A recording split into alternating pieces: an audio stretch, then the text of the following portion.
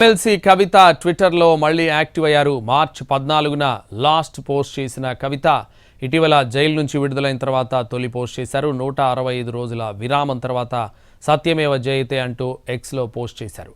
తన భర్త అనిల్, సోదరుడు కేటీఆర్లతో కలిసి ఉన్న ఫోటోను షేర్ చేశారు.